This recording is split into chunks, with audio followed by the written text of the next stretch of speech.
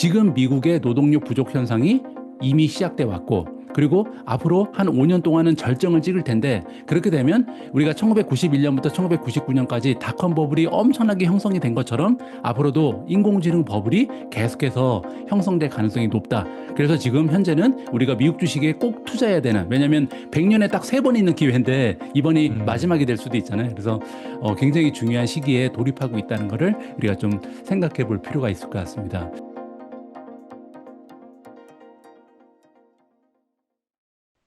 작년 2024년에 미국 주식은 정말 유례를 찾아보기 힘들 만큼 엄청난 상승이 있었잖아요. 네, 하지만 국내 주식은 가뜩이나 안 좋았었는데 연말에 또 정치적인 이슈 때문에 또 정말 너무너무 안 좋았거든요. 한국 주식은. 네.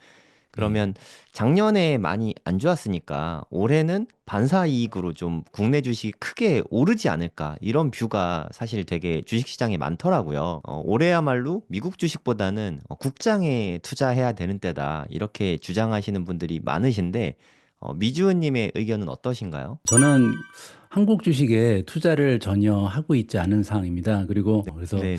제가 한국 주식 시장이 앞으로 어떻게 될 것이다 이렇게 전망을 제시할 만한 입장은 아닌 것 같고요.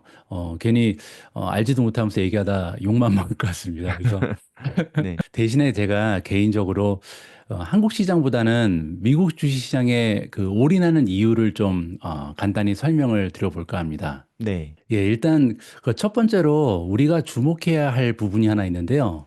그 미국의 베이비 부머 세대의 은퇴입니다. 제가 베이비 부머 세대의 은퇴를 왜 말씀드리냐면 한국하고 미국은요, 베이비 부머 그 세대의 정의가 좀 다릅니다.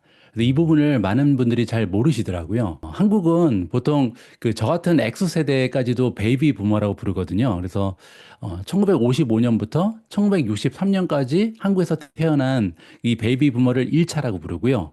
1차 베이비 부머는 705만 명 정도가 됩니다. 그리고 이제 1964년부터 1974년까지 태어난 이 베이비 부머를 2차라고 부르는데 이 2차 베이비 부머가 그 무려 954만 명이거든요. 그러니까 1차 베이비 부머보다 2차가 250만 명이나 더 많은 거죠. 그래서 그 얘기는 뭐냐면 한국은 이제 막 저 같은 경우는 이제 제가 2차 베이비 부머 세대인데 제가 이제 51살 정도 됐거든요. 그러니까 이제 막 50대에 접어든 X세대가 60대 중반에 접어들 때까지는 그 생산할 수 있는 인구가 급격하게 줄어들 가능성은 없다는 거죠. 저도 이제 제 생각에 앞으로 한 15년 정도는 더 일할 수 있다 이렇게 생각하고 있거든요. 그래서 이 얘기는 뭐냐면 한국의 노령화는 실제적으로 완전히 시작한 건 아닙니다. 아직도 15년이 남았으니까요. 근데 미국은 2차 세계대전 종전 이후에 그 출생률이 갑자기 급증했죠. 그래서 1946년에 시작이 됐고요. 베이비 붐이 1964년까지 갑니다. 그래서 그때 태어난 사람들을 베이비 붐어라 그러는데 그 얘기는 뭐냐면 한국보다 10년이 빠르죠. 그래서 음. 그 미국에서는 2015년부터 베이비 부머 세대의 은퇴가 이미 시작이 됐습니다. 그리고 더 중요한 건 이제 5년 정도가 지나면 2030년 정도가 지나면 베이비 부머는 다 은퇴하는 거죠. 그래서 향후에 이 5년 정도가 되면 베이비 부머 세대의 은퇴는 이제 절정을 찍고 그러면 그 얘기는 뭐냐면요. 미국의 노동력 부족 사이클. 그러니까 지금까지 미국의 경제를 이끌어왔던 거는 베이비 부머인데 일할 사람이 넘쳐나던 그 시대가 굉장히 오랫동안 지속돼 왔는데 이 사람들이 이미 2015년부터 은퇴를 시작했고요. 미국의 노동력 부족 사이클이 그때 시작된다는 겁니다. 그래서 지금 한국은 뭐 상황이 좀 지금 여기보다는 나을 것 같은데 저는 영국에 있는데 영국은 어떤 상황이냐면요. 레스토랑에 갈 수가 없어요. 왜냐하면 음. 이 레스토랑 가서 앉아 있으면 주문 받으러 오는데 걸리는 시간이 10분, 15분입니다. 그리고 뭘 시키면 막 그 음식을 받는데 30분, 1시간이 걸려요. 이 일하는 사람이 없어서 그렇거든요. 그래서 음. 지금 너무나 일할 사람이 없는 게 서구의 세대의 그 시대, 그 서구 그 국가의 그 현실이다. 이렇게 보시면 되고요. 그 의미는 뭐냐면 지금 서양 쪽에서는 특히 미국에서 더 그 현상이 굉장히 심한 것 같은데 노동력 부족 사이클이 굉장히 좀 심화되고 있고 이 심화 현상이 2030년까지는 계속 악화될 수 있다. 이 부분을 우리가 좀 이해해 볼 필요가 있어요. 왜냐하면 미국의 노동력 부족 현상은요, 처음 있는 일이 아니거든요. 그래서 그러면 과거에 미국에서 노동력이 부족할 때 어떤 일이 있었나 이걸 살펴보면 앞으로 2030년까지 어떤 일이 있을지 이거를 우리가 좀 예상을 해볼 수가 있잖아요. 주식과 관련해서 이게 왜 중요하냐면요. 처음에 미국에서 노동력이 부족했던 게 1948년부터 1967년이었습니다. 그리고 이제 두 번째로 노동력이 부족했던 게 1991년부터 1999년이었거든요. 그리고 이제 이번이 세 번째입니다. 2015년부터. 근데 지금 제가 말씀드린 기간을 생각해 보시면 1948년부터 1967년 그리고 1991년부터 1999년이 어땠냐면 미국의 테크주들이 일종의 버블을 이루면서 미친 듯이 올라가던 시기였거든요. 그러니까 이거를 이 두 가지 현상을 우리가 좀 엮어서 생각해 볼 필요가 있어요. 그러니까 닷컴 버블이 괜히 나타난 게 아니고 닷컴 버블이 나타날 수밖에 없었던 사회적인 현상이 있었다는 거죠. 그래서 노동력이 너무나 부족했고 일할 사람이 부족하니까 결국 기업들은요 노동력을 채우기 위해서 왜냐하면 노동력이 부족했다는 얘기는 임금도 엄청나게 올라갔다는 얘기거든요. 그러니까 비용을 절감하고 또 사람이 모자라는 거를 어떻게 하든지 해결을 하기 위해서는 결국 혁신에 기댈 수밖에 없었고 이럴 때마다 혁신적인 기술이 계속해서 발달하면서 결국은 미국의 테크 기업들이 이 기간 동안 사람이 모자라는 기간 동안 계속해서 주가가 많이 올라간 시기랑 맞아떨어지는 겁니다. 그래서 지금 우리가 생각해야 되는 부분은 뭐냐면 지금 미국의 노동력 부족 현상이 이미 시작돼 왔고 그리고 앞으로 한 5년 동안은 절정을 찍을 텐데 그렇게 되면 우리가 1991년부터 1999년까지 닷컴 버블이 엄청나게 형성이 된 것처럼 앞으로도 인공지능 버블이 계속해서 형성될 가능성이 높다. 그래서 지금 현재는 우리가 미국 주식에 꼭 투자해야 되는 왜냐하면 100년에 딱 3번 있는 기회인데 이번이 마지막이 될 수도 있잖아요. 그래서 굉장히 중요한 시기에 돌입하고 있다는 거를 우리가 좀 생각해 볼 필요가 있을 것 같습니다. 그런 의미에서 저는 아직까지는 한국 주식보다는 앞으로 한국은 15년 정도 X세대가 버티고 있으니까 그거보다는 이미 베이비 부머가 거의 은퇴를 절정을 앞두고 있는 미국 주식에 투자하자라고 말씀을 드리고 싶고요. 두 번째 이유는 이건 조금 제가 평소에 갖고 있는 투자의 철학 같은 건데 저는 주식 투자를요, 이 변화에 대한 해칭이라고 생각합니다. 우리가 이제 한국 증시에 투자해야 되는가 아니면 미국 주식에 투자해야 되는가를 논하기 전에 그러면 일단 가장 먼저 생각해야 되는 부분은 그럼 우리가 왜 투자를 해야 되나? 이걸 먼저 생각해 볼 필요가 있다라고 저는 생각을 하거든요. 제가 볼 때 우리가 투자를 해야 되는 이유는요. 간단히 얘기해서 변화라는 단어 때문입니다. 만약에 우리가 평생 젊음을 유지할 수 있고 아니면 평생 건강할 수 있고 아니면 평생 일을 할 수 있다면 이 투자는 필수가 아니라 그냥 선택이 될 수 있거든요. 그냥 난 평생 일하기 싫어. 이런 사람만 투자를 하면 되는데 문제는 이 우리의 그 인생의 사이클이 계속 변화한다는 점입니다. 그리고 이제 더 중요한 거는 이 변화가 어느 순간에는 이제 오르막길이 아니라 갑자기 이제 내리막길로 접어드는 거거든요. 근데 세상에는 정말 많은 사람들이 오르막길에 대해서는 얘기를 합니다. 뭐 노래 제목도 있잖아요. 오르막길은. 근데 내리막길에 대해서는 생각보다 생각하는 그 많은 의견 제시도 되지 않고 대책에 대해서 많은 사람들이 얘기를 하지 않아요. 근데 이제 문제가 하나 생겼는데 최근에는 내리막길에 대해서 얘기하지 않았던 이유, 그러니까 최근까지도 내리막길에 대해서 사람들이 얘기를 잘 하지 않았던 이유는요. 내리막길이 굉장히 짧았습니다. 뭐 예를 들어서 우리가 50까지 뭐 심지어는 60까지 일을 하는데 60까지 일을 하고 나서 이제 은퇴하고 나서 한 10년, 20년 살면 그냥 생이 끝났거든요. 그래서 그때는 내리막길이 별로 중요한 의미가 없었죠. 근데 지금은 이제 100세 시대가 시작이 됐거든요. 저희 외할머니가 얼마 전에 돌아가셨는데 90을 훌쩍 넘으셨어요. 그래서 최근에는 이렇게 90, 100세까지 사시는 분들이 계속해서 늘어나고 있고 실제로 한국의 여성분들은 평균 연령이 90을 넘었다라고 이렇게 통계가 나오고 있거든요. 그러면 이제 100년을 사는 게 당연하게 됐는데 그러면 이제 반환점이 50이잖아요. 근데 50 이후에 반환점을 돌았는데 문제는 예전만큼 우리가 생산력이 왕성하지가 못하죠. 그리고 더 무서운 사실은 뭐냐면 생산 활동을 왕성하지 못할 뿐만 아니라 한 50에서 10년 정도, 15년 정도 있으면 이 생산 활동 완전히 멈추게 될 가능성도 존재를 하잖아요. 그래서 제가 볼 때 이 투자가 필요한 이유는요. 미래에 내가 직접 생산하지 못하게 되면 저 같은 경우는 앞으로 길어야 10년, 15년인데 그 이후에 나를 대신해서 생산을 대신해 줄 투자처가 필요하다. 이렇게 믿고 있거든요. 그래서 이제 투자를 해야 되는데 2024년에 그 S&P 500 그 평균적인 ROE가 18.6%였습니다. 그래서 뭐 주식 하시는 분들은 잘 알고 계신 것처럼 ROE는 리턴 온 에퀴티인데요. ROE가 18%가 넘는다는 얘기는 이렇게 미국의 500대 기업들이 자기 자본 100만 원을 가지고 1년에 만들어낸 돈이 18만 6천 원이라는 얘기거든요. 그러니까 이 자기 자본이 만약에 1억이면 1억 원을 가지고 1,860만 원을 만드는 거고 자기 자본이 10억이면 이 10억을 가지고 1년 동안 1억 8,600만 원을 만드는 거예요. 그래서 제가 볼 때 한국의 아파트가 만약에 10억이다. 그럼 10억을 아파트를 사면 나한테 돌아오는 돈은 없죠. 근데 이거를 미국 주식에 넣으면요. 1년 동안 1억 8,600만 원이 생산이 되는 거예요. 그걸 가지고. 그래서 다시 아까 제가 말씀했던 투자의 목적으로 돌아가서 내 자신의 생산력이 떨어지고 그리고 결국에는 생산을 하지 못하는 단계에 이르기 때문에 해야 되는 게 투자인데 그럼 이제 그런 의미에서 이 ROE가 18%를 넘어가는 미국 주식을 놔두고 우리가 굳이 다른 데 투자할 필요가 있는가? 뭐 채권에 투자하거나 부동산에 투자하거나 적금을 들거나 보험에 가입하거나 과연 이렇게 할 필요가 있는가? ROE가 18%인데 이거를 무시할 만한 어떤 좋은 합리적인 이유가 있는가? 이거를 우리가 좀 다 같이 생각해 볼 필요가 있다라고 저는 생각을 합니다. 그러니까 미주님 말씀을 듣다 보면은 아, 미국 주식 빨리 투자해야겠는데 저는 이런 생각이 좀 저절로 막 들게 되는 것 같아요. 그러면 미국 주식 시장이 이렇게 좋은데도 불구하고 미국 주식에 투자를 하면서 사기만 하면 손해를 보는 그런 분들도 분명히 있으시거든요. 네. 타산지석 삼아서 그런 분들의 특징은 어디에 있다고 보시나요? 제가 개인적으로 볼 때 한국인 투자자분들이 자꾸 이제 주식 투자에서 손해를 보는 이유는요.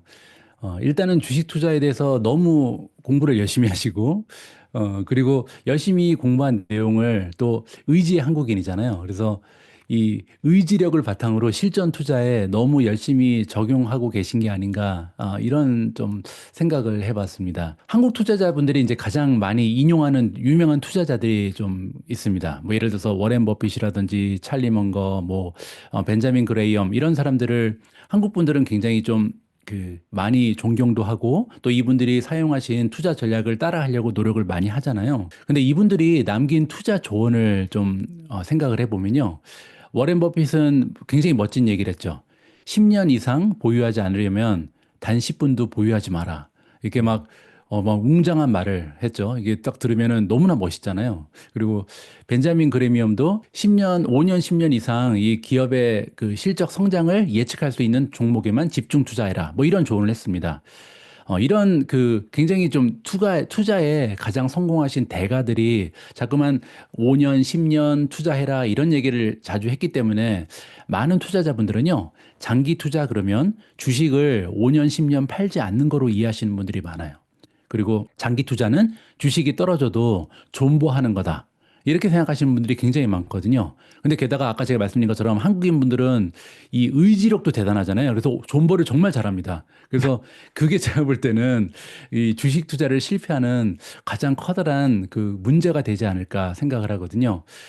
제가 앞에서 설명드린 것처럼 이게 우리가 살고 있는 그 세상이 이 워렌 버핏이라든지 벤자민 그레이엄이 투자하던 그 세상과는 이 변화 속도가 완전히 다릅니다. 그래서 이런 투자 대가들은 이게 우리처럼 이제 우리는 거의 테크 주식에만 투자를 하잖아요. 한국인 분들은 대부분 다 테크주에 올인을 하고 있죠. 그래서 이분들은 우리처럼 테크 주식에 집중 투자하지도 않았고요. 그리고 한국인 투자자들이 그 집중 투자하고 있는 미국의 테크 종목들은요, 지금 현재 상황이 정말 그 한 치 앞을 내다볼 수 없는 상황입니다. 뭐, 우리가 엔비디아 같은 경우도 딥시크라는 게 나타날지는 정말 상상도 못 했죠. 근데 갑자기 엉뚱한 데서 엉뚱한 게 나오면서 주가가 막 20% 이상 떨어지고 있잖아요. 뭐 그뿐만이 아닙니다. 챗GPT도 사실 굉장히 오랫동안 우리가 얘기한 것 같은데 세상에 등장한 지 2년밖에 되지 않았거든요. 2년 전에 등장했던 챗 GPT 때문에 지금 얼마나 많은 사람들이 미국 주식으로 부를 축적하고 있는지 이걸 우리가 좀 생각해 볼 필요가 있죠. 그 얘기가 뭐냐면 5년, 10년 이상 뭐 10년은 심지어는 막 20년까지 생각하면서 보유할 종목을 찾는다는 거는 그 현재의 투자 환경에서는요, 음. 결코 바람직한 그 투자 전략이 아니라고 저는 생각을 합니다. 그렇게 장기적인 관점을 가지고 투자했던 거는 강산이 10년에 한 번씩 변하던 시대에 적합한 그런 투자 전략이었고요. 저는 개인적으로 길어야 한 6개월에서 1년 정도를 생각하면서 투자 음. 기간을 설정을 합니다. 그리고 또 하나 더 중요한 거는요. 이제는 세상이 어떻게 어떤 방향으로 튈지 모르기 때문에 이제는 투자를 예측하면서 하는 게 아니라 대응하면서 한다. 이렇게 생각하거든요. 그래서 기업의 미래를 예측한다는 것은 정확도가 떨어질 수밖에 없습니다. 그래서 이렇게 정확도가 떨어지는 예측에 집중하지 말고 그러면 이제 투자 리스크를 최소화하면서 시장에 아니면 기업의 변화, 기업의 흐름, 추세에 이렇게 어떻게 하면 남들보다 빨리 대응을 하는가 여기에 따라서 우리의 수익률이 결정되는 게 아닌가. 그래서 제가 볼 때는요, 잠깐만 나는 수익률이 좋지 않다. 미국 증시는 이렇게 좋다는데 왜 내 수익률은 좋지 않나 이렇게 생각하시는 분들은요, 지금부터라도 이제 예측하지 말고 대응을 하자 이렇게 생각하시면 좋지 않을까 저는 개인적으로 판단하고 있습니다. 그러면 대응은 어떤 식으로 하는 게 좋은 대응일까요? 저는 그 모멘텀 투자 전략이라는 거를 열심히 전파하고 있습니다. 제가 개인적으로 봤을 때는 그 주식 투자 전략이 정말 많잖아요. 근데 뭐 네. 가치주 투자도 있고, 뭐 우량주 투자도 있고, 굉장히 여러 가지가 많은데 수많은 투자 전략 중에 가장 쉬운 방법이 모멘텀 투자 전략인 것 같아요. 왜냐하면 아까 말씀드린 것처럼 대부분의 투자 전략은요, 대부분 다 예측이 주를 이룹니다. 뭐 예를 들어서 가치주 투자라는 거는 가치주 투자의 그 가장 그 쉬운 설명은 뭐냐면요. 그 기업의 가치는 여기 있는데 주가가 떨어진 거예요. 그래서 결국은 기업의 가치를 주가가 따라갈 것이다. 이런 예측을 하면서 사는 게 가치주 투자죠. 그래서 네. 대부분의 투자 전략은 다 예측이 들어갑니다. 근데 제가 최근에 이제 팍팍 밀고 있는 모멘텀 투자 전략은요, 예측을 좀 배제합니다. 그래서 미래에 대한 예측은 부정확하니까, 리스키하니까 최대한 배제하고요. 상황에 따라서 대응에다가 초점을 맞추는 전략이다. 이렇게 보시면 됩니다. 이게 좀 쉽게 설명을 드리면요. 모멘텀 투자는 일단 그 포트폴리오 구성하는 건 똑같아요. 그래서 내가 볼 때, 지금 기업이 가지고 있는 기업의 그 시장 잠재력이라든지 성장세라든지 뭐 기업이 가지고 있는 경제적 해자라든지 파트너십이라든지 뭐 인수합병이라든지 여러 가지 스토리를 보니까 이런 종목들이 좋겠다. 그래서 뭐 개인에 따라서 10종목을 선택하시는 분들도 있고 20종목을 선택하시는 분들도 있는데 이렇게 이제 포트폴리오를 만들어 놓잖아요. 그러면 이 구성 종목 중에 주가가 계속해서 떨어지는 종목이 있을 거고 주가가 올라가는 종목이 있을 겁니다. 그럼 제가 말씀드리는 모멘텀 투자는요. 주가가 많이 올라간 종목은 추가적으로 사고요. 그리고 주가가 계속 떨어지는 종목은 계속해서 매도하는 겁니다. 그러니까 완전히 어, 반대로 하는 거죠. 예전에 있었던 그 가치주 투자에 비해서는. 왜냐하면 우리는 보통 저가에 매수해서 주가가 올라갈 때 팔아야 한다 이런 생각을 많이 가지고 있는데 제가 볼 때는요. 주가가 올라간 종목을 매도해서 떨어지는 종목을 사는 거는요. 아까 제가 말씀드린 가치주 투자에나 어울리는 방법입니다. 근데 문제는 가치주 투자하시는 분들은 우리가 투자하고 있는 테크주라든지 성장주에 투자 안 하잖아요. 그러니까 이 방법은 워렌 버핏이 하는 방법을 쓰는데 문제는 워렌 버핏이 투자하는 종목은 하나도 갖고 있지 않으면서 방법만 쫓아하면 실패할 수밖에 없죠. 그래서 음, 제가 볼 때는 그 가치주라고 부르는 종목들은요, 보통 그 우량한 재무제표를 가지고 있습니다. 그리고 대부분의 비즈니스가 성숙 단계에 가 있거든요. 그러니까 성숙 단계에 있다는 거는 성장률이 뭐 잘해야 5%뭐 그리고 엄청난 기업 막 10% 올라가는 기업도 있겠지만 대부분은 10% 이하의 성장률을 가지고 있습니다. 대신에 이게 갑자기 성장이 멈추거나 아니면 마이너스 성장을 하면서 기업이 망해버릴 확률도 굉장히 적은 주식이거든요. 그래서 이런 주식들은 예를 들어서 한 가지의 좀 그 예외적인 블랙스완 같은 거라든지 뭐 뜻밖의 악재라든지 전쟁이라든지 뭐 굉장히 좀 다양한 뉴스로 인해서 주가가 떨어지면 기업의 가치는 멀쩡한데 펀더멘털이 특정한 기업인데 굉장히 좀 튼튼한 기업인데 주가만 떨어졌으니까 이때 사면 올라간다. 이런 생각을 가지고 저가 매수를 하는 거거든요. 그래서 이런 그 우리가 만약에 우량주를 가지고 있고 그 성숙한 단계에 이르는 가치주를 가지고 있다면 이렇게 투자하는 게 많습니다. 맞습니다. 근데 문제는요, 우리가 가지고 있는 이 종목들은 코카콜라가 아니거든요. 코카콜라 같은 종목을 가지고 있으면 갑자기 다음 달부터 50%뭐 매출량이 줄을 이유가 없기 때문에 주가가 떨어지면 사면 되는데요. 우리가 가지고 있는 종목들은 코카콜라가 아니고 뭐 엔비디아, 테슬라를 가지고 있기 때문에 그대로 따라가면 안 된다는 얘기죠. 그래서 이 얘기가 다시 한번 좀 정리를 해드리면 이 성장 주식 같은 경우는 만약에 일부 종목이 계속 상승하고 일부 주식이 떨어지면요. 그 원인은 아까 제가 말씀드린 가치주처럼 밸류에이션이 아닙니다.